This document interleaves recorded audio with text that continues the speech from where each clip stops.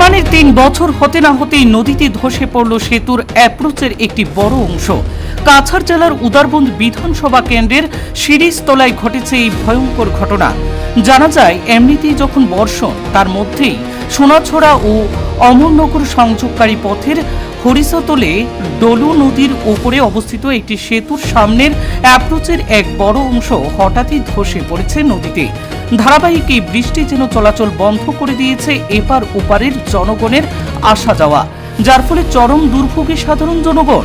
তাদের অভিযোগ, কয়েকটি গ্রামের মানুষের একমাত্র চলাচলের এই সড়ক সেতুটি ৩ বছর আগে নতুন করে নির্মাণ করা হয়েছিল, কিন্তু নির্মাণের ৩ বছর হতে না হতেই এক পশলা বৃষ্টিতেই যেন ধসে পড়েছে সেতুর অ্যাপ্রোচের বড় অংশ। লোক নির্মাণ বিভাগ ও ঠিকাদারের দুর্নীতির কারণেই ভয়ঙ্কর এই ঘটনা ঘটেছে বলে স্থানীয়দের অভিযোগ। স্থানীয় জনগণ সরকার তথা বিভাগীয় কর্তৃপক্ষের দৃষ্টি আকর্ষণ করে শীঘ্রই এই বিষয়ে জরুরি পদক্ষেপ নেওয়ার দাবি জানিয়েছেন। আচ্ছা দাদা, এই জায়গাটার নাম কি? আর আর এই যে অবস্থা, পথের যে এই অবস্থা কবে হইছে আর কিরকম হইছে? এটা উদারবন্দ বিধানসভা সমষ্টি। এটা অমরানগর, ওই ব্রিজটার ওই পাটটা অমরানগর আর ওই পাটটা শ্রীস্থল। আর এটা হইছে আজকে 3 বছর হইছে ব্রিজটা, রাস্তাটা বানানি। রাস্তাটা একটু আগে বানানি হয়েছে, ব্রিজটা পরে বানানি হয়েছে।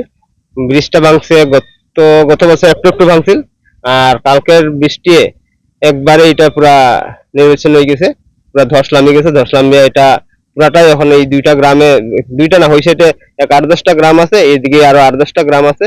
এখন যোগাযোগ ব্যবস্থাটা পুরা মানে বিচ্ছিন্ন হয়ে গেছে। এখানে কোনো গাড়ি যাতায়াত কোনো যে পারতো না, মানুষ এমনকি মানুষের যাওয়ার মতো এখন নাই।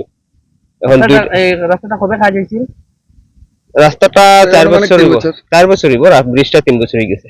আচ্ছা, এই যে এই কারণটা কিটা, এই যে হঠাৎ এই নতুন একটা রাস্তার এই ভাঙ্গি যাওয়ার কারণটা কিটা?